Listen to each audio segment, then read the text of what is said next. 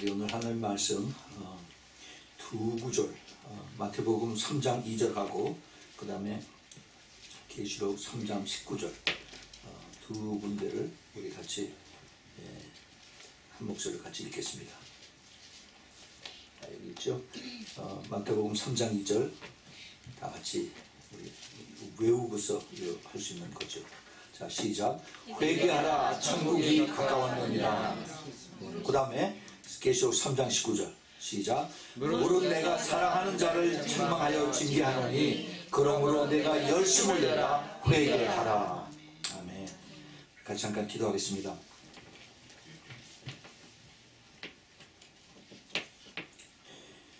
은혜로우시고 자비로우시고 그리고 정말 사랑의 주님 감사합니다. 오늘 귀하고 복된 주일날 주님께서 저희들에게 귀한 말씀을 주시니 감사합니다. 주님, 이 말씀이 저희들에게 오늘 심령을 울리게 해주시고 두들겨 주시고 그래서 저희들이 그 말씀에 반응할 수 있도록 주님 은혜를 베풀어 주시옵소서.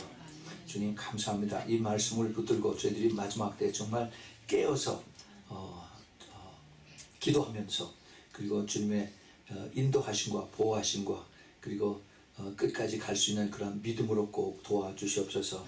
주님, 이 시간에 성령께서 저희들에게 함께 하셔서 또 기름 부어주시고 운행하시고 악한 영 조금도 틈타지 않도록 주님 보호하여 주시옵소서. 주님, 오직 우리 하나님께서 이 자리에서 영광을 받으시고 저희들에게는 한없는 은혜와 그리고 또 축복의 시간 되도록 주님 허락하여 주시옵소서.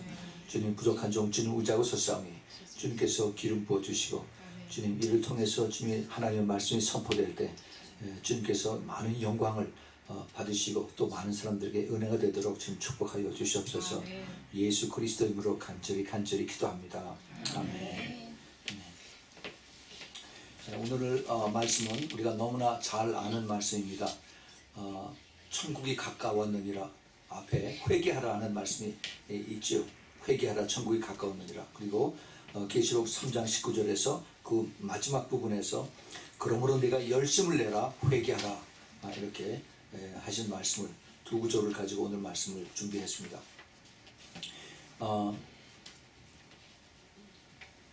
처음에 회개하라 천국이 가까웠느니라 이 말씀은 누가 했습니까? 세례 요한이 했죠. 그렇죠? 세례 요한. 그 다음에 또 마지막 부분은 누가 했습니까? 예수님께서 하셨어요. 세례 요한이 한 말씀을 한 그 받는 대상은 누구였습니까? 유대인들이었어요. 그리고 예수님께서 하신 말씀을 받는 그 대상들은 교인들이었습니다. 라오디게아 교회 교인들.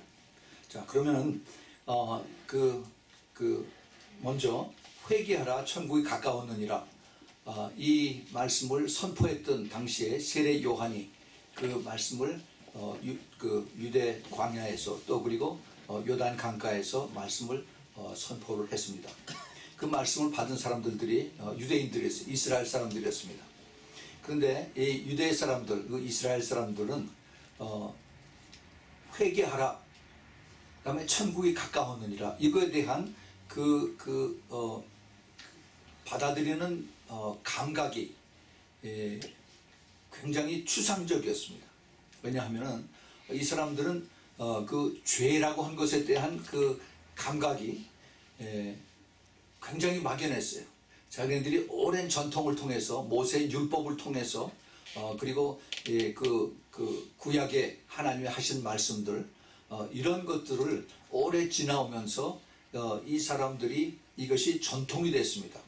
그리고 이제 자기네들은 다 이걸 알 수 없으니까 그 회당에 가서 이제 랍비들이 가르치는 거 그거 듣고서 그 다음에 자기네들이 지키는 율법만 그것만 지키면은 언젠가 그리고 선행을 하면은 언젠가 천국에 가리라라고 막연하게 그렇게 생각을 하고 살았습니다. 이 구약 시대의 모든 성도들이 죄에 대한 그 개념 그리고 천국에 대한 개념이 그렇게 추상적이고 막연했었습니다.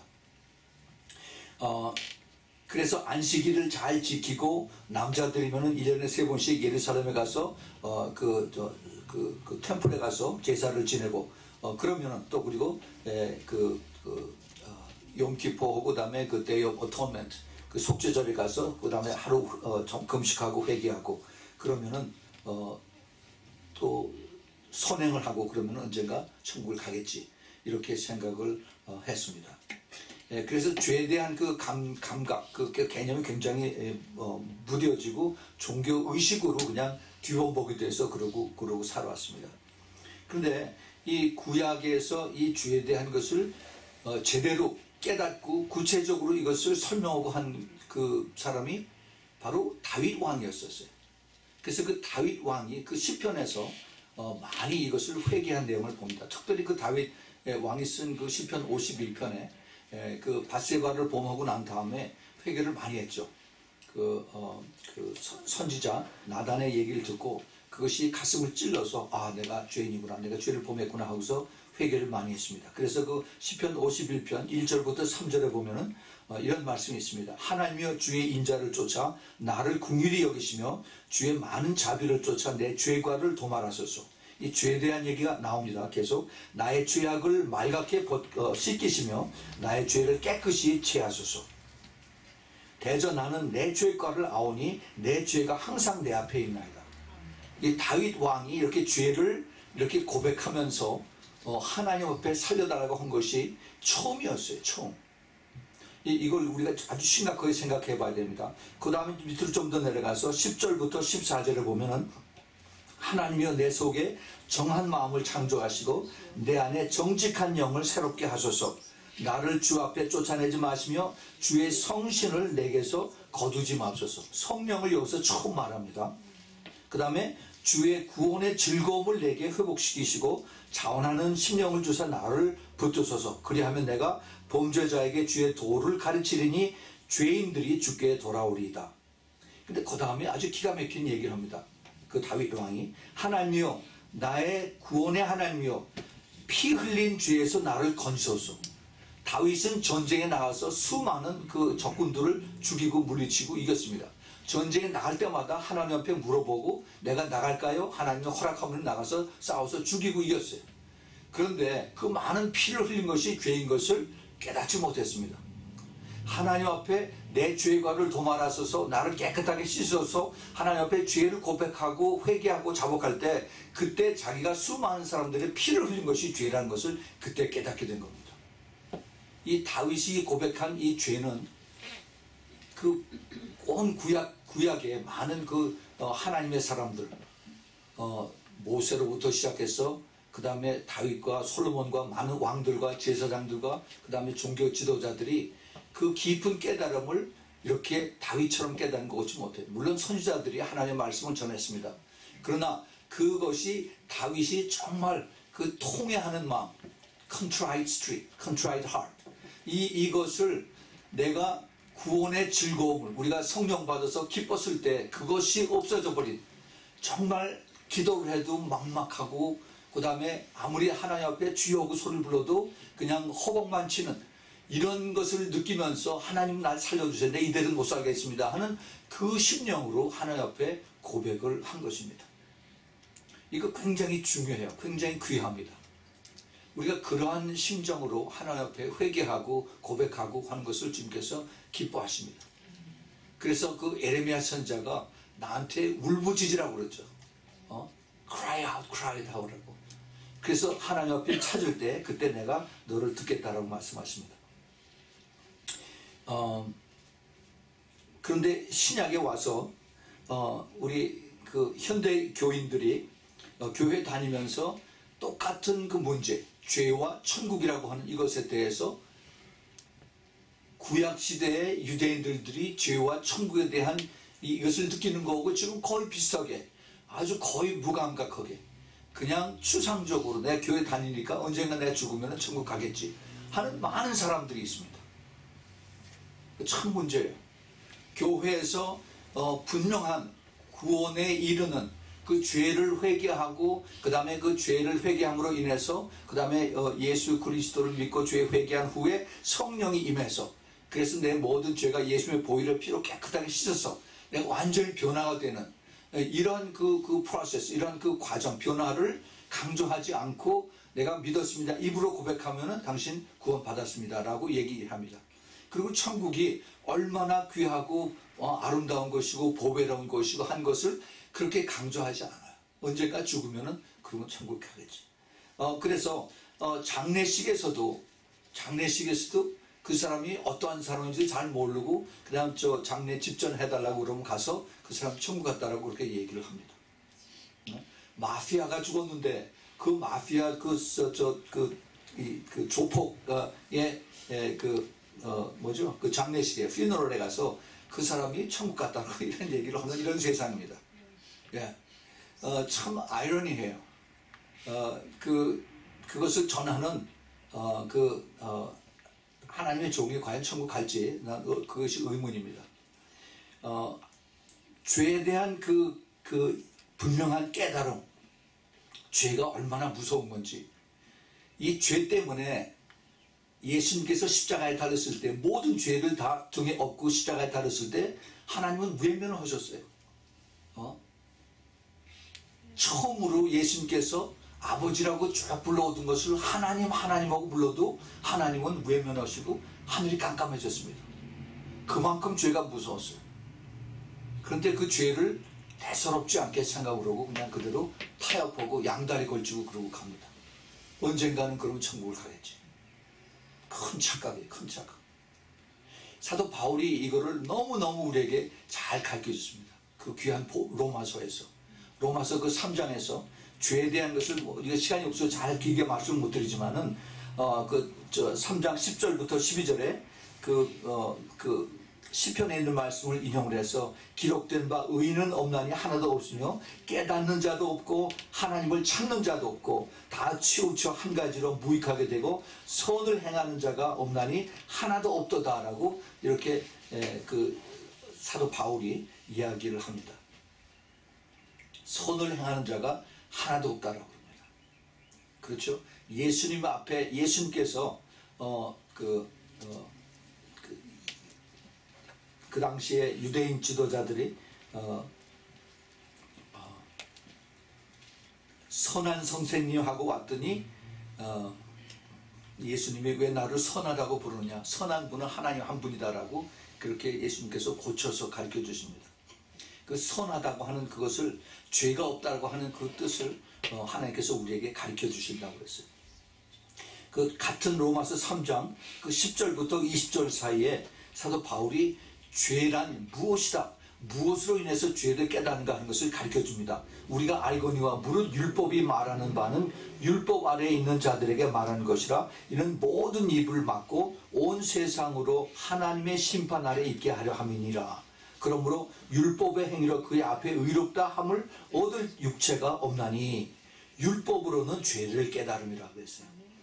하나님께서 모세를 통해서 율법을 이스라엘 백성에게 준 것은 그들이 율법을 지켜서 그래서 천국 오랜 얘기가 아니라 율법을 너희들이 아무리 지켜도 지킬 수가 없으니까, 그러니까 이것을 고백을 하고 너희들이 죄인 된 것을 고백해서 앞으로 이제 다가올 이 죄를 용서할 Redeeming Christ, Redeeming Messiah, 이것을 바라보면서 그러면서 하나님 앞에 나와라. 그래야만 너희들이 구원을 얻을 수 있다 하는 것을 이제 사도 바울이 처음으로 가르쳐 줍니다. 그래서 이 죄를 하나님께서 아주 참 중요하게 이것을 깨닫게 하셨어요. 근데 이것을 신약에 와서 우리 교회들이 이것을 너무너무 쉽게 이것을 우리는 이신칭의, 우리가 의롭다 믿었으면 의롭다함을 받았으니까 그러니까 우리는 다 믿음으로 다 예수 믿고 그 다음에 구원 얻었습니다 라고 지식으로 공식으로 나아가서 이렇게 가르칩니다. 이 죄 때문에 우리가 천국을 못 갑니다. 죄가 문제가 해결이 되면, 다시 말해서 죄를 회개하고 그 회개된 것이 하나님 앞에 받아들여진 바 되고 하나님이 받으시면 우리가 천국을 감당하는 뜻이에요. 회개하면은 우리가 천국 가고 회개 안 하면은 천국에 못 가고 지옥을 간다는 뜻입니다. 그만큼 중요해요.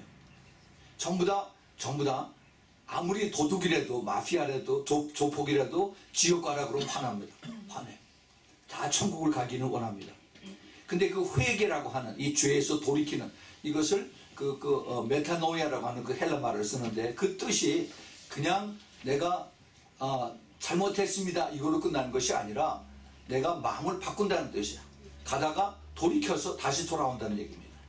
내가 마약을 한 것을 죄인 것을 깨달았으면 이것을 끊고 다시 돌아와서 그래서 이제는 정상적인 생활을 한다는 것이 바로 회개의 그 뜻입니다.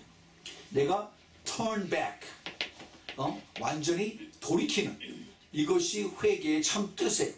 우리가 이 회개를 진정으로 알지 못하면은 그냥 입으로 립 서비스로 I'm sorry 하는 것으로 회개를 생각하는 그런 사람들이 많이 있습니다. 교회에서 그런 식으로도 또 그렇게 그 가리키는 것도 있어요. 그거 아닙니다.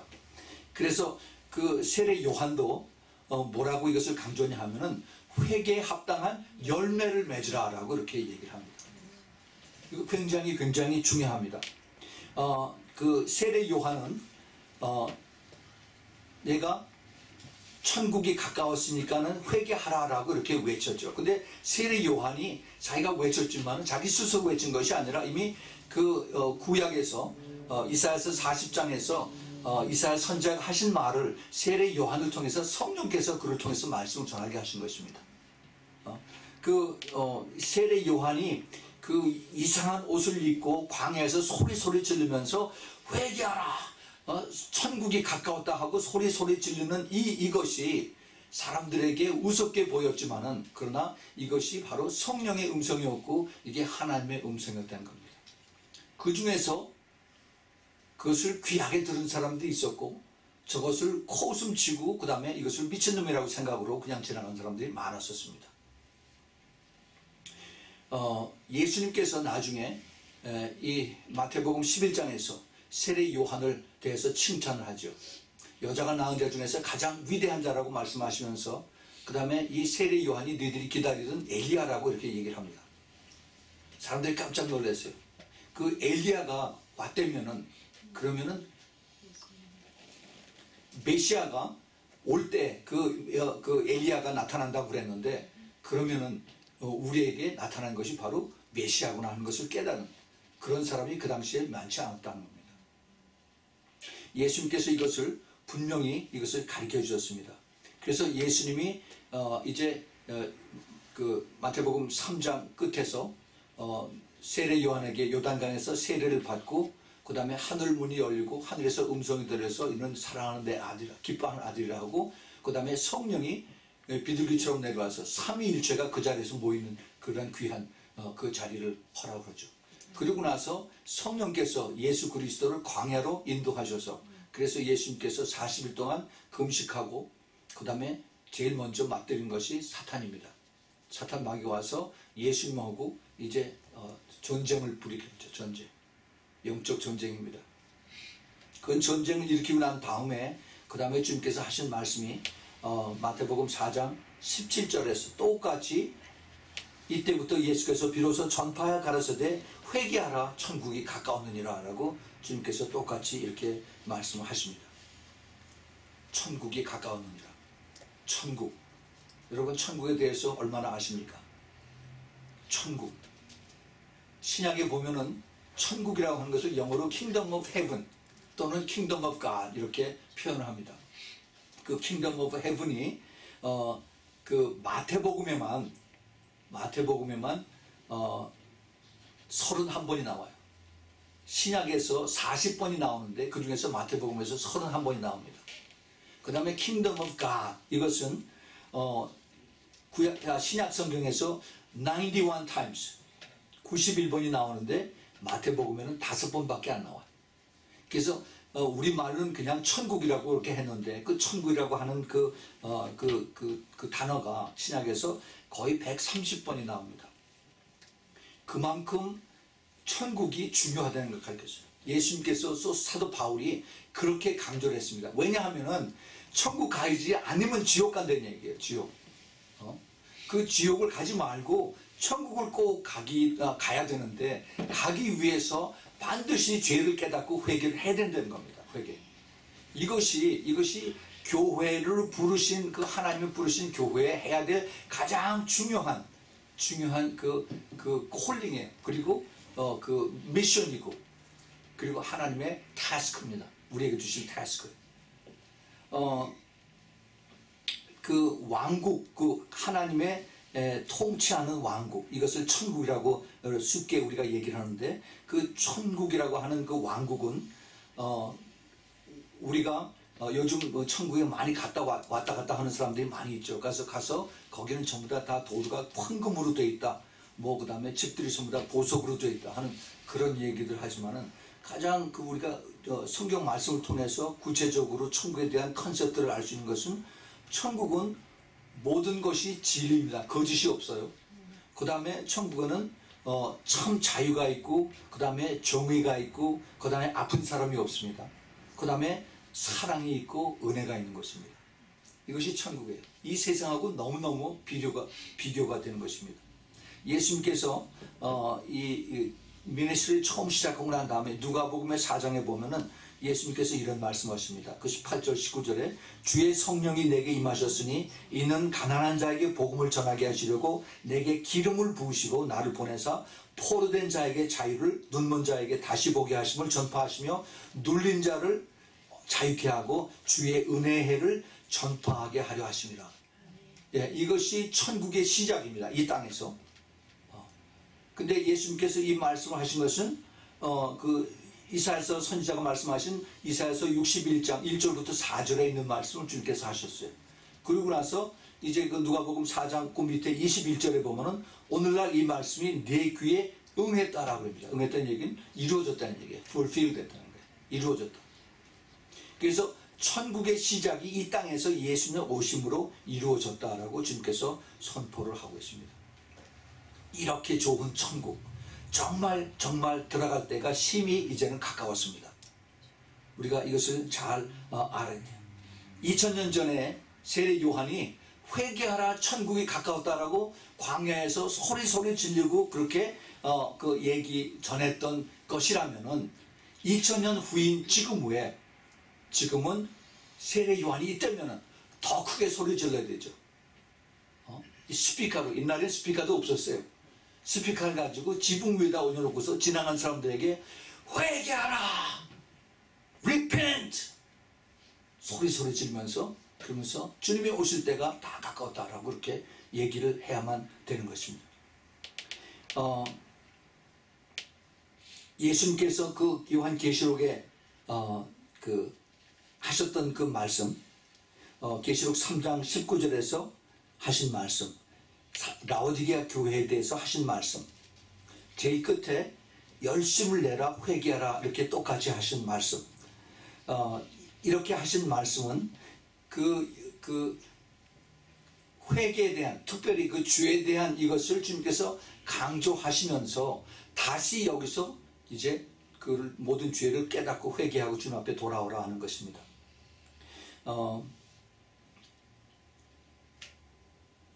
세례 요한 당시에 엘리야가 왔다라고 했는데, 그런데 예수님께서 엘리야라고 그 세례 요한을 인정을 하셨습니다. 그런데 그 세례 요한이 와서 했어야 되는 그러한 모든 것이 그 엘리야가 와서 그 이루어졌어야 하는 모든 것이 세례 요한 때는 이루어지지 않았습니다. 않았어요.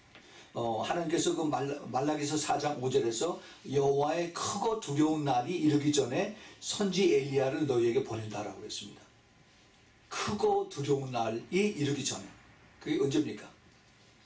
대환란이 이르기 전에. 그래서 예수님이 오시기 전에 세례 요한을 통해서 엘리야를 대신하는 세례 요한을 하나님께서 보내셨으면은 예수님의 재림 전에, 대환란이 이르기 전에 하나님께서 엘리야를 다시 보내시는 거예요. 근데 엘리야가 사람으로 오는지, 많은 사람들이 마지막 때 그 두 증인 중에 하나가 엘리야이기 때문에 그렇게 받아들이고 있습니다. 물론 그럴 수도 있어요. 그러나 저는 그보다 훨씬 더 깊게 봅니다. 엘리야가 다시 오는데 엘리야의 영으로 주님께서 보내주세요. 그래서 그 엘리야의 영을 받은 사람들이 지금 똑같이 세례 요한의 영을 받아서, 그래서 이제 교회들에게, 잠자는 교회들에게, 죄를 모르는 교회들에게 이제 똑같이 외치는 겁니다. 회개하라! 회개하라! 천국이 정말 가까웠다! 라고 소리를 치는 겁니다. 잠자는 자들아 깨라! 이것을 깨라고 말해요. 그래서 주님께서 그 2000년 전에 라오디게아 교회 하신 말씀, 라오디게아 교회가 어떤 교회입니까? 교회가 사람이 예수 움직이는 교회, 교회 시대 중에서 제일 마지막을 대표하는 그 상징적인 교회. 지금 교회 똑같아. 지금 교회. 그런데 그 회개하라라고 하신 그 일곱 교회 하신 말씀이 사실은 라오디게아 교회만 한 것이 아니에요. 일곱 교회 중에서 주님께서 하신 것이 에베소 교회도 회개하라고 그랬고, 그 다음에 보가모 교회, 두아데라 교회, 사대 교회, 라오디게아 교회, 5개 교회 전부 다 회개하라고 그랬습니다. 그리고 그 회개의 명령이 없었던 곳이 서머나 교회하고 빌라델피아 교회밖에 없었어요. 서머나 교회는 너무너무 힘들고 어렵고 고생을 많이 했는데 정말 핍박당하고 마치 지금 아이시스들 있는 곳에 있는 그 캅틱 크리스찬들, 아니면 북한에 있는 그 지하교회 크리스찬들, 이런 사람들처럼 핍박을 당하는 이런 사람들에게만 회개하라는 명령이 없고 나머지 전부 다 회개하라고 했어요. 그리고 그 빌라델피아 교회도 너희들이 적은 능력을 가졌지만은 끝까지 인내의 말씀을 지켰다라고 주님께서 이렇게 말씀하십니다. 근데 왜 하나님께서 라오디게아 교회에게만 열심을 내고 회개하라고 또 이렇게 말씀하셨을까? 열심을 내고 회개하라. 우리가 그 뜻을 우리가 잘 깨달아야 됩니다. 라오디게아 교회 그 뜻, 라오디게아 교회에 주님께서 말씀하신 것이 내가 덥지도 않고 차지도 않고 미직지근하니까 내 입에서 토해서 내치겠다라고 말씀하셨어요. 이거는 믿음이 아니 되는 겁니다. 너희들이 다 머리도 다 가지고 있고, 그리고 전부 다 삶에서는 하나도 나타나지 않고, 그리고 내 이름 팔고 그리고 장사하는 사람들입니다. 주님께서 아주 싫어하셨어요. 그 라오디게아 교회에 이들에게 열심을 내라 회개하는 것은 주님께서 너희들은 열심 내서 회개하지 않으면 가능성이 없다라고 주님께서 이렇게 말씀을 한 것입니다. 지난 수요일날 우리가 요한계시록 18장을 공부했습니다. 18장이 바로 Great Babylon, Great City Babylon, 그 큰 성 바벨론, 그 음료 바벨론, 자본주의와 돈이 가득 찬 취해 있는 그 바벨론, 여기에 대해서 우리가 공부를 했어요. 바로 이것하고 지금 그 바벨론하고 그 다음에 이 라오디게아 교회하고 같이 가고 있습니다. 같이 돈하고 섹스하고 같이 이렇게 어울려서, 그래서 교회 안에서 하나님의 영과 이세벨의 영이 같이 엮여가지고 그러고 간 겁니다. 이것이 라오디게아 교회. 이것을 쉽게 얘기하면은 라오디게아 컬처라고 얘기합니다. 사람들이 그걸 그대로 쉽게 받아들여요. 라오디게아 컨셉트,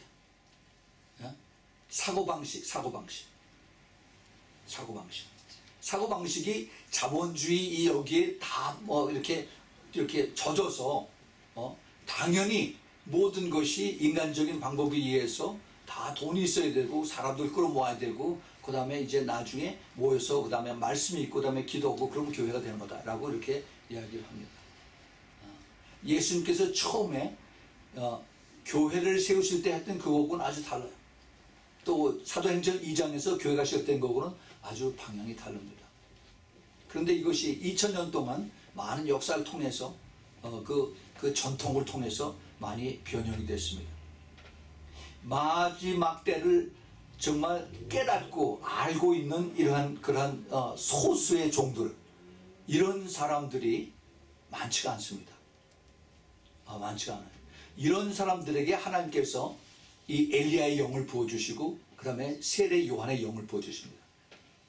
제가 보기에 미국에 있는 교회들이 90% 정도 이상이 그 라오디게아 교회의 그 컨셉트, 라오디게아 교회의 그 컬처에 젖어서 그래 살고 있어요. 한국도 역시 마찬가지라고 생각합니다. 이게 점점 커질수록 똑같아져요. 그 신학교 안에서도 그것을 향해서 가르치고 교회 성장이라고 하는 것을 통해서, 그래서 이게 하나님의 영광이라고 갖다 붙입니다. 그것이 하나님의 영광이 되면은 사도 바울은 완전히 실패자고 예수님도 근처도 가지 못한 그러한 실패자라고 우리가 여기게 되겠죠.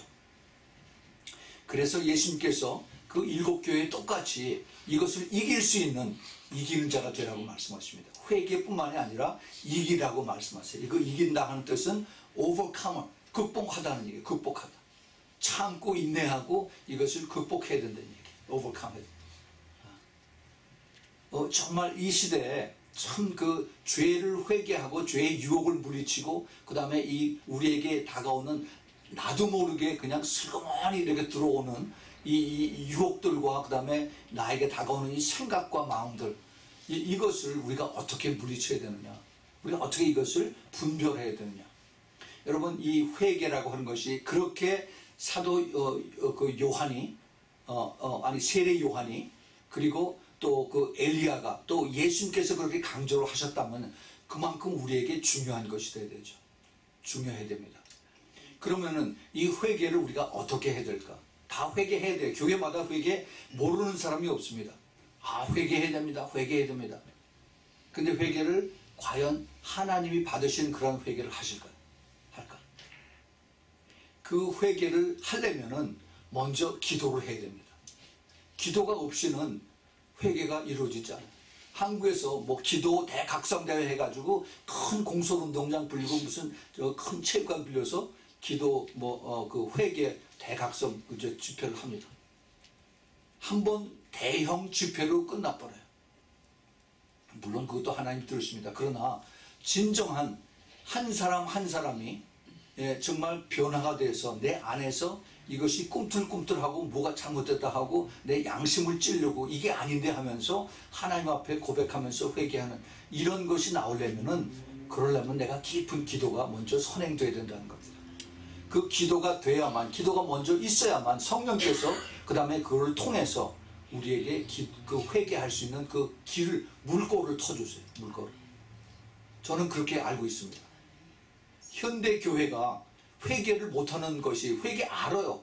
그리고 기도도 합니다. 그러나 깊은 기도 속에서 회개를 하지 못하는 거가 기도가 점점점 약해지고 그 다음에 없어지고 그렇기 때문입니다. 사단이 아주 성공적으로 지금 교회 안에서 이것을 그렇게 만들어 놓고 있습니다. 오직 그러한 우리가 그 깊은 영적 싸움 속에서, 그 다음에 그 기도 속에서, 그 다음에 성령의 인도함을 받으려고 발버둥을 치는 그러한 곳에서 하나님 살려주세요 하는 그러한 기도를 할 때 하나님께서 그 다음에 우리의 회개를 이루어주시는, 그 죄를 깨닫게 해주시는 그러한 역사가 일어납니다. 우리가 그 기도책을 가지고 우리가 지금 기도하기 시작을 했죠. 특별히 거기에 61페이지부터 64페이지에 보면은 거기에 10계명을 가지고 기도하는 그 기도의 내용들이 나옵니다. 기도의 내용들. 그 기도의 내용들을 가지고 잘 못하는 사람, 내가 뭐를 회개될지 모르는 사람들은 그게 아주 좋은 시작이에요. 그걸 가지고 10계명을 하나하나 쫓아가면서 거기에 쭉 다 나와 있어요. 그걸 가지고 하나님, 내가 여기 비춰보니까 내가 죄를 졌습니다. 내가 회개해야 되겠습니다. 잘못했습니다. 주님 용서해 주세요 하고 그걸 가지고 씨름하는 것입니다. 하나님 앞에 기도해야 돼요. 그러고 나서 그게 이제 제일 시작입니다. 그 10계명을 가지고 기도하는. 그 다음에 65페이지부터 107페이지까지는 우상 숭배에 대한 그 회개 내용들이 쭉 나와 있어요. 우리가 그 한국 사람들이면 안 걸릴 사람 하나도 없습니다. 쭉 다 뭐 조상 숭배서부터 그 다음에 최근에 컴퓨터 게임 하는 것까지 다 모두들 다 걸려요. 이게 정말 너무나 우리에게 좋은 그 회개할 수 있는 기도의 좋은 재료들입니다. 기도의 제목들. 그래서 이것을 가지고 우리가 씨름해야 돼. 이것이 전쟁이고 훈련이고 습관입니다. 그 기도책에 보면은 제일 처음에 나올 때 거기 그 23페이지인가 보면은 기도는 훈련이라고 했어요. 그래서 훈련을 계속해서 우리가 할 때 습관이 되는 겁니다. 네. 그 기도가 하루아침에 되는 것이 아니에요. 기도는 싸움이에요. 영적 전쟁입니다. 그래서 이것이 훈련이 되고 습관이 되고 이렇게 하는 겁니다. 그러려면 어떻게 돼요? 하루에 적어도 1시간, 2시간씩은 매일 기도를 해야 돼요. 그렇지 않으면 이 마귀들이 우리를 가만두질 않습니다. 그냥 주일날 나와서 잠깐 고개 숙이고 아멘 하고 이것이 기도가 절대 아닙니다. 여러분, 자신을 똑바로 보고 한번 나에게 물어보세요. 내가 정말 제대로 기도를 하고 있는가? 하나님 앞에 내가 부끄럽지 않은가? 정말 내가 하나님이 받으시는 그러한 내가 기도를 하고 있는가? 우리가 정말 하나님 앞에 정직해야만 됩니다. 그러한 정직한 이러한 그 기도를 하려면은 우리가 그러한 훈련을 받아야 돼요. 군인들도 전쟁에 나가기 위해서는 적어도 베이직 트레이닝, 기본 훈련이라는 것이 있습니다. 우리가 영적 전쟁을 할 때 똑같은 그러한 전쟁을 치르고 훈련을 받고 그러고 나갑니다. 근데 그렇게 되기 위해서는 하나님의 말씀을 가지고 우리가 기도를 하지요. 기도할 때 한참 기도 깊이 하면은 우리가 여러 가지 생각이 많이 납니다. 이것이 하나님이 주신 생각일 수도 있고 또는 잡생각일 수도 있고 마귀가 주는 생각일 수도 있고 그래요. 우리가 이것을 잘 분별해야 됩니다. 잘 분별해야 돼요. 그래서 제가 그 기도할 때 꼭 이것을 기도하라고 거기다 애드업한 것이 영분별을 위해서 기도하라고 여러분에게 말씀드렸습니다. 영분별. 그래서 영분별을 할 수 있게 해주세요. 하나님, 내가 이거 기도하는데 내가 어떤 생각이 나고 말씀이 생각이 나고 또 어떤 이제 환상이 보이고 그러는데 이것이 진짜입니까 가짜입니까? 이거 가르쳐 주세요 라고 할 때 하나님께서 우리를 통해서 가르쳐 주세요. 때로는 하나님 말씀을 통해서, 때로는 이것이 어떤 우리가 나중에 꿈이나 또는 환상을 통해서 우리에게 가르쳐 주십니다. 그러면 우리가 이것을 받을 때 내가 이것을 선포를 해야 돼요. 선포를. 그 잠언서 18장 21절에 죽고 사는 것이 혀의 권세에 달렸나니 혀를 쓰기 좋아하는 자는 그 열매를 먹으리라 하라고 그랬죠. 그래서 내가 하나님의 말씀이 생각이 나고 하나님의 말씀이 그것이 꼭 내 마음속에 붙여지면은 그러면 그 말씀을 내가 가지고 선포를 해야 되는 겁니다. 선포. 그것이 내 입으로 선포할 때 그 다음에 그 말씀이 계속해서 한 번 해서는 안 돼요. 계속해서 입으로 선포할 때 그 다음에 이것이 내 생각에서 그 다음에 이것이 내 태도로 내 애티튜드로 변하는 겁니다. 그 다음에 내가 행동으로 나가는 겁니다. 그게 절대 처음부터 이렇게 행동이 되지 않습니다. 그래서 우리가 이 하나님의 그 말씀을 받고 기도하고 할 때 이것을 우리가 잘 분별하고 그리고 하나님의 이게 진리의 말씀인가 아니면은 이것이 잡생각인가 아니면 마귀들이 주는 것인가 이것을 잘 깨달아야 돼요. 이것이 훈련입니다. 그 훈련을 받을 때 특별히 인내와 겸손이 필요한 거죠. 특별히 하나님의 요즘 그런 사람 많이 있습니다. 하나님의 음성을 듣는 사람 또 꿈과 환상을 보는 사람들이 많이 있어요. 굉장히 중요하기도 하고 또 아주 위험하기도 합니다. 마지막 때 하나님께서 그 요엘서 2장 28절 29절 그 다음에 사도행전 2장 17절 18절 이걸 약속을 했어요. 그래서 회개하고 성령이 임하면은 하나님께서 영의 눈 영의 마음을 열어주셔서 이제 신비한 이러한 영의 세계를 보여주십니다. 그런데 내가 이것이 진짜 영적인 것인지 아니면 마귀들이 나에게 주는 것인지 이거를 잘 분별을 할 수 있어야 된다 하는 겁니다. 많은 사람들이 내가 처음의 시작은 아주 순수하게 영적인 것을 받아들이고 났는데 그 다음에 시간이 지나고 나서 그 다음에 영적인 교만이 들어갑니다. 그럼 100% 제가 아주 장담을 합니다. 그러면은 미혹으로 속아서 그래서 악한 영의 계시를 받고 있습니다. 근데 문제는 본인이 모르다는 거예요. 본인은 계속해서 나는 하나님의 음성을 듣고 하나님이 주시는 꿈과 환상을 보고 있다라고 얘기를 합니다. 그래서 그게 나쁘다는 것이 아니라 우리가 그것을 달라고 기도해야 돼요. 하나님 가르쳐 주시고 깨닫게 해주시고. 그러나 중요한 것은 내가 그러한 하나님의 영적인 계시와 그 다음에 하나님의 영적인 가르침을 받으면 더 낮아져야 돼요. 더 겸손해져야 되고 하나님 깨닫게 해주세요. 더 내가 겸손하게 해주세요. 그래서 이것이 오직 하나님의 기뻐하시는 영광에만 나타나고 내가 유명해지고 내가 높아지는데 절대 나타나지 않게 해주세요 라고 그래서 계속 기도해야 되는 것입니다. 그렇지 않으면요 어떠한 사람도 여기에 그 마귀의 미혹에 사람들이 높여주는데 이걸 감당할 수가 없어요. 그래서 매일 기도해야 돼요. 여기 대부분이 다 넘어집니다. 그래서 제가 그리스도의 그 신부들의 그 특징을 쭉 7가지 하는 중에서 두 번째 영분별에 대해서 제가 말씀드린 것이 아마 여러분 다시 한번 들어보십시오. 그 전심으로 성령의 도움과 말씀을 확인해서 그래서 우리가 그것을 기다린 겁니다. 이것이 끝까지 좁은 길, 겸손의 길, 이것이 외로운 길, 낮은 길인 것입니다. 마태복음 23장에 보면은 예수님께서 그 당시 종교 지도자들 바리새인들과 그 다음에 서기관들에게 화 있을진저. 그리고 이 외식하는 자들, 위선자들이라 할 거죠. 너희들은 그 회칠한 그 무덤을 가진 자들이라. 다시 말해서 너희들은 이중인격자고 너희들은 지옥을 가는 놈들이라 그랬어요. 그 실패한 종교 지도자들의 모습입니다. 지금 현대 종교 지도자들이 이것을 매일매일 읽어봐야 된다고 생각을 합니다.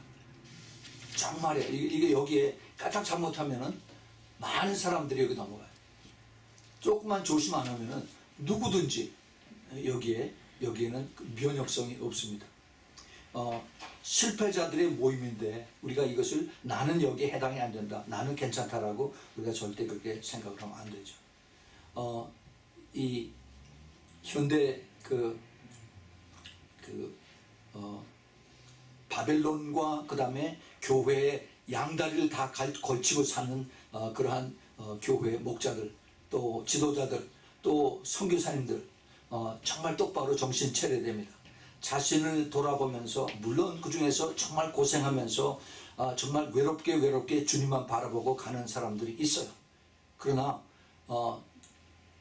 상당히 많은 수의, 제가 아는 상당히 많은 그러한 하나님의 종들이, 하나님의 그 지도자들, 목회자들이, 또 선교사들이 그 바벨론 스타일의 그 컬처, 라오디게아 스타일의 그 사고방식을 가지고 먼저 돈이 있어야 된다라고 생각을 하고 거기에 온 자기의 그 프라이어티를 제일 먼저 높이고 그러고 따라가는 사람들이 너무너무 많이 있습니다. 하나님께서 다 보고 계세요. 내가 내 행위를 알고 있다라고 주님께서 말씀하고 계십니다. 회개해야 됩니다. 회개해야 돼요. 그런데 어떻게 회개됩니까? 그 사람들이 회개하는 것을 깨달아지지가 않아요. 왜냐하면 기도를 안 하기 때문에, 기도하지요 하는데 깊이 할 수가 없기 때문에 회개가 되지를 않습니다. 마지막 때 교회에서 특별히 그 믿는 자 중에서 성경에 보면은 데살로니가 후서 2장 3절에 믿는 자 중에서 배도가 일어난다고 그러죠. 배도가 뭡니까? 배도가 떨어져 나가는 거예요. falling away. 열심히 잘 믿고 따라오고 그 다음에 그 마지막 때도 잘 알고 하는데 그 다음에 떨어져 나갑니다. 몇 년 후에 보면 그 다음에 다시 저만큼 뒤로 가 있어요. 왜 그럴까? 가만히 이렇게 쭉 살펴보면은 그 원인이 기도를 안 하기 때문에 그랬습니다. 기도 안 하고 안 하면은 회개가 없고, 회개 없으면은 죄와 타협하고, 그 다음에 이제 죄와 무감각해지고, 그 다음에 눈에 보인 것만 그냥 따라가는 것입니다. 그건 뻔한 그 코스예요, 코스가. 하나님은 끝까지 회개하고, 그리고 거룩한 신부들의 그 좁은 통로로 따라오기를 원하십니다. 그러면은 우리는 그게 힘들고 어렵게 그렇게만 가야 되는가? 주님께서 원하시는 것은 하나님의 큰신 계획이 따로 있습니다. 그렇게 준비되고 그렇게 하나님께서 정말 기뻐하시는 이러한 사람들, 정말 항상 기도하고 회개하고 그 다음에 죄를 정말 멀리하고 애를 쓰고 그 다음에 성령님의 세미한 음성을 듣기를 간절히 사모하고 하는 이런 사람들, 이런 사람들에게 주님께서 마지막 때에 엘리야의 영을 다시 보여주는 것입니다. 유명한 사람들이 아니라 이름도 없는 사람들, 어린아이들, 가정 부인들, 이런 사람들에게 주님께서 엘리야의 영을 부어주시고 세례 요한의 영을 다시 부어주는 것입니다. 주님께서 이런 사람들을 지금 찾고 계세요. 제가 이번에 서울의 새노래 교회에 가서 연합 집회하는 것이 이것이 작년 10월 달에 거기서 제가 설교하고 난 다음에 같이 모여서 이제 미팅을 했습니다. 그때 그러한 마음들이 있었어요. 그러한 하나님께서 마지막 때를 알고 깨어있는 사람들이 같이 모여서 연합해야 된다 하는 그런 마음을 주셨어요. 그 유니티라고 하는 그 마음을 계속해서 주님께서 주셨습니다. 그래서 그 유니티라고 한 것이 그 어떤 그 미니스트리에 대한 유니티뿐만이 아니라 영과 그 다음에 그 혼과 그 다음에 그 미니스트리 전체를 같이 엮어서 똑같은 방향으로 갈 수 있는 그러한 길을 인도하는 그러한 네트워크를 만들어 놓자는 겁니다. 근데 주님께서 이것을 기뻐하셨어요. 그래서 거기에 모인 그때 사람들이, 그 강사들이 같이 이것을 합의를 하고 그 이후부터 매월 마지막 주일 월요일 날 모여서 같이 기도하기 시작했습니다. 그래서 이제 이번에 그것이 이루어져요. 근데 이거를 누가 이것을 좋아하고 싫어하느냐? 좋아하는 사람은 별로 없어요. 그 교회에서 지금 이것을 위해서 엄청 기도하고 있는데 귀신들이 얼마나 이것을 싫어하고 방해하는지 모릅니다. 당연하죠. 당연하죠. 우리가 지금 이것을 그 기도책을 가지고 그 기도를 할 때 이것이 주님께서 기뻐하시는 그 거룩한 그 신부로 되기 위한 이것을 주님께서 이것을 준비하라라고 하는 것을 우리가 압니다. 하나님께서 마지막 때 그 준비되고 깨끗하고 회개되고 그 다음에 영이 깨끗하고 맑고 정결한 그러한 사람들에게 남자고 여자고 상관이 없어요. 그런 사람들을 주님께서 찾고 계십니다. 이런 사람들에게 주님께서 이제 엘리야의 영을 부어주시고 더 나아가서 엘리사의 영을 같이 부어주십니다. 여러분 엘리사 잘 아시죠? 예, 그 엘리야에게 하나님께서 그 성경에 보면은 여호와의 능력이 엘리야에게 임했다 하는 말씀이 나옵니다. 그래서 열왕기상 18장 19장에서 그래서 죽은 아이를 살리고 그 다음에 3년 동안 하늘 문을 닫아서 비를 안 내리시다가 그 다음에 비를 내리게 하시고 그 다음에 그 아합 왕과 그 다음에 이세벨의 그 황후가 이끄는 그 이단 바알들의 선지자들을 850명을 다 죽이고 그 다음에 그 엘리야가 당당히 그 여호와를 하나님을 높이고 그리고 이제 그 영적인 싸움에서 대승리를 거두는 그런 내용이 나오죠. 그러고 나서 그 다음에 19장에 보면은 엘리야가 그 다음에는 이세벨 말 한마디에 무서워서 숨어가서 광야로 도망가는 그런 내용이 나옵니다. 그 영적인 아주 최고의 그 다다름과 최저의 그 참 비참한 것을 양쪽을 다 경험을 하게 합니다. 그러고 나서 이제 열왕기 하 2장에 보면은 엘리사에게 그 영권이 넘어가는 것을 가르쳐 줍니다. 오래전에 저희 교회에서 그걸 우리가 공부한 적이 있었습니다. 엘리야가 어떻게 엘리사에게 이것을 넘겨주는가 하는 것에 대해서 공부했을 때 그때 그 시티를 거쳐서 이것이 이루어진 걸 알죠. 제일 처음에가 길갈이었습니다. 그렇죠? 길갈이 어떤 도시입니까? 길갈은 만나가 그쳐지고 그 다음에 구름기둥 불기둥이 스톱이 되고 그 다음에 이제 애굽을 완전히 잊어버리고 그 다음에 오직 믿음만으로 가는 그것이 참 믿음의 시작이 바로 길갈이었습니다. 그 전까지 광야에서는 하나님께서 다 보여주셨어요. 다 보여주시고 그 다음에 먹을 거 다 보내주고 그 다음에 그냥 따라오기만 하라. 불기둥 구름기둥 성령으로 다 인도하셨어요. 그래서 ABC도 모르는 사람들이 그냥 다 따라다녔습니다. 그런데 그것이 딱 끝나고 나서 그 다음에 이제 그 엘리사가 그 다음에 엘리야를 따라다닙니다. 여기서 하나님이 나를 데려갈 줄 알았더니 안 데려갔어요. 그랬더니 내가 여호와의 삶을 가르쳐 맹세하는 나 절대 당신 뒤를 내가 끝까지 따르겠습니다. 내가 끝까지 따르겠습니다 했을 때 그 다음에 길갈에서 가는 것이 그 다음에 베델이죠. 베델은 하나님의 집입니다. 야곱이 하나님의 사람과 씨름했던 곳이고 그 다음에 이것이 바로 육신의 것을 다 내려놓고 하나님에게 항복하는 바로 이 도시 이것이 바로 베델입니다. 그래서 하나님께 소원을 하고 그 다음에 거기서 참 회개 진정한 회개가 일어나는 것입니다. 그리고 나서 이제 거기서 좁은 길이 일어나죠. 좁은 길의 시작이 되는 겁니다. 근데 거기서도 또 엘리야는 하늘을 올라가지 않고 또 딴 데로 갑니다.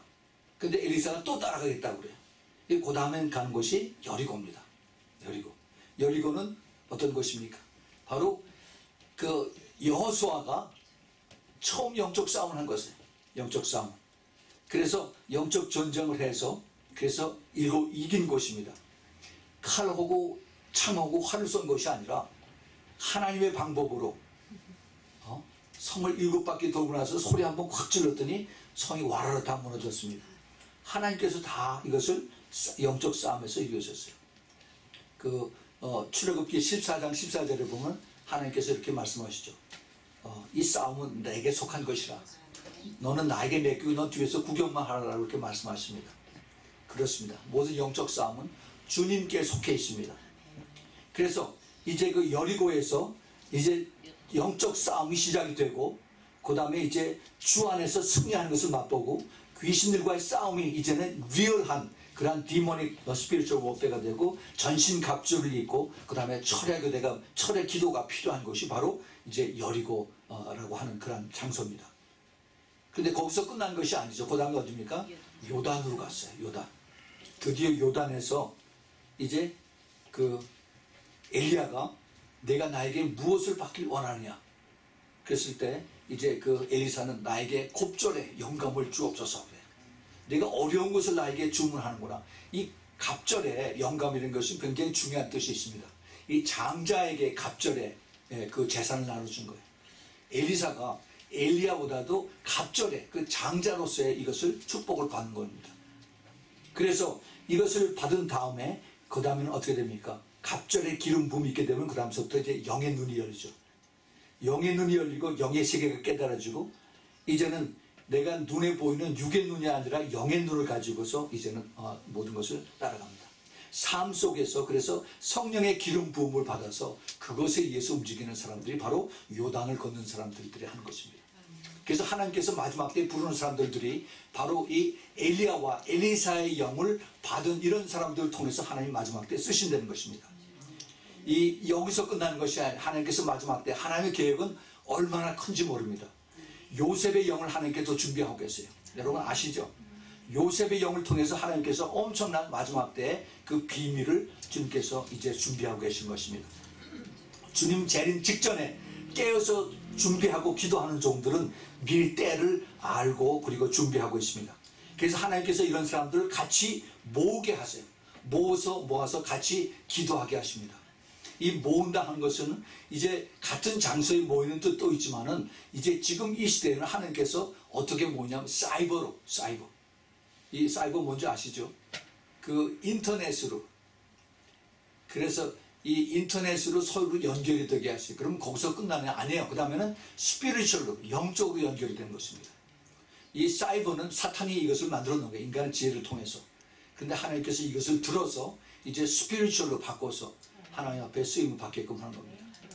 이것이 하나님의 마지막 때의 뜻입니다.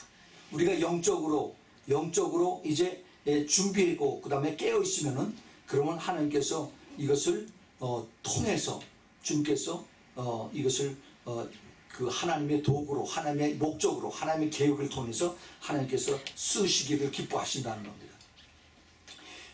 우리는 지금 영적으로 아주 매우 중요한 때 살고 있습니다.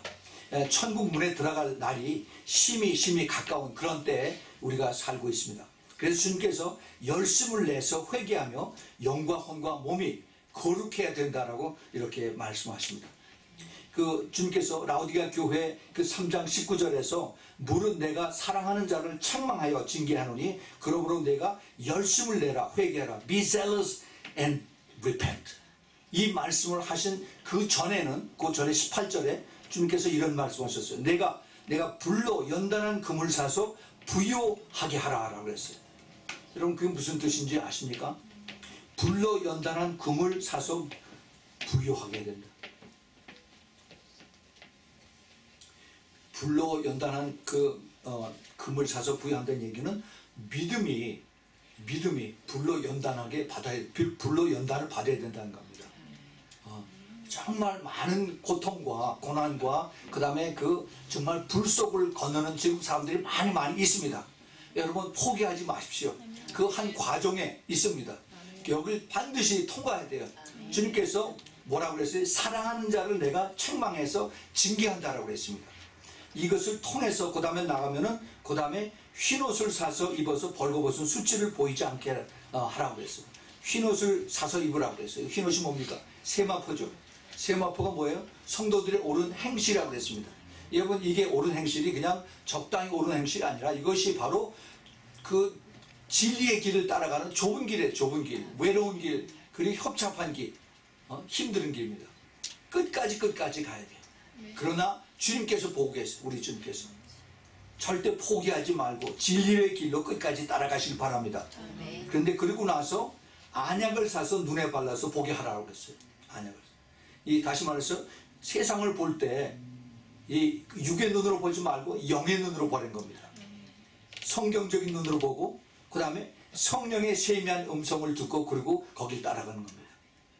이것이 바로 아까 우리가 봤던 길갈에서 베델에서 그 다음에 여리고에서 요단을 건넌 그런 사람들이 보는 그러한 눈입니다.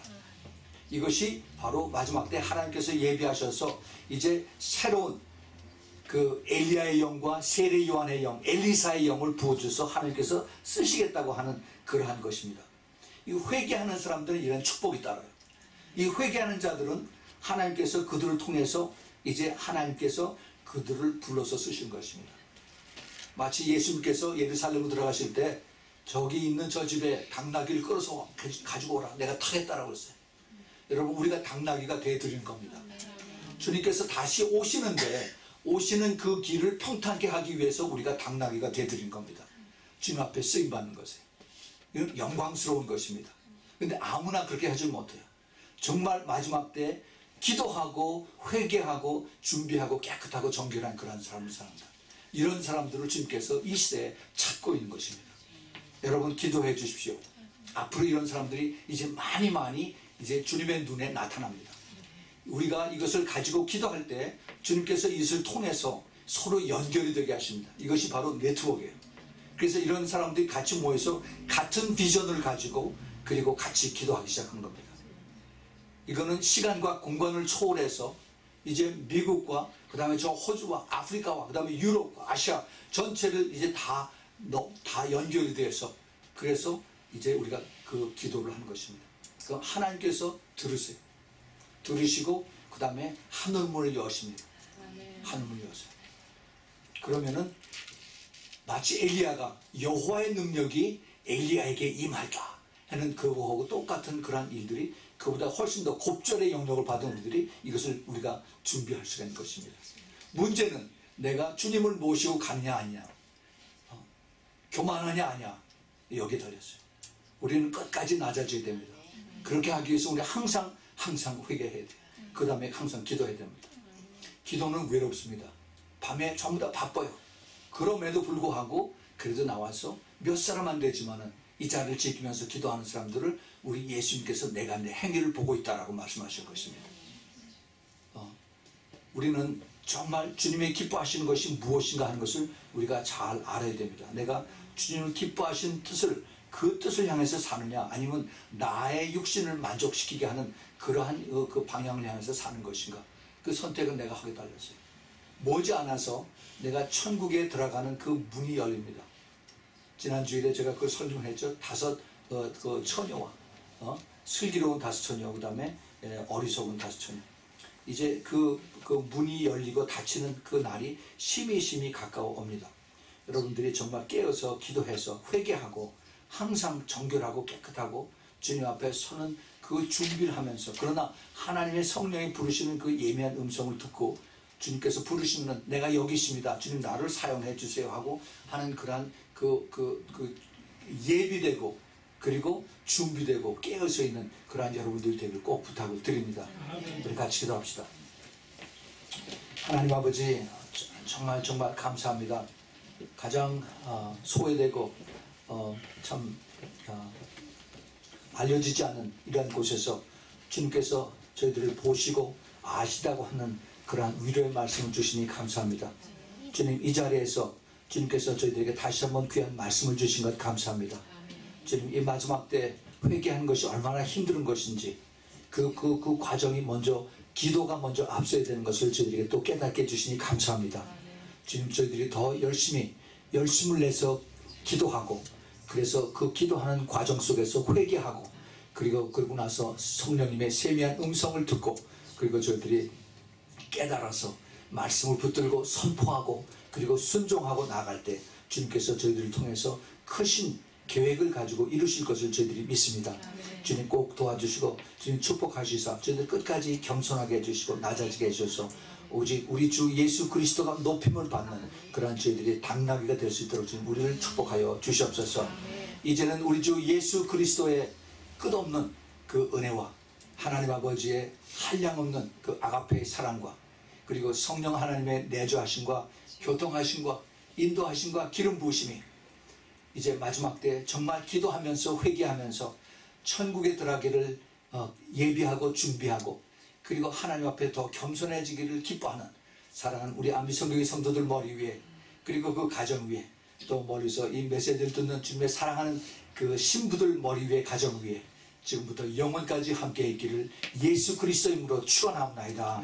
아멘.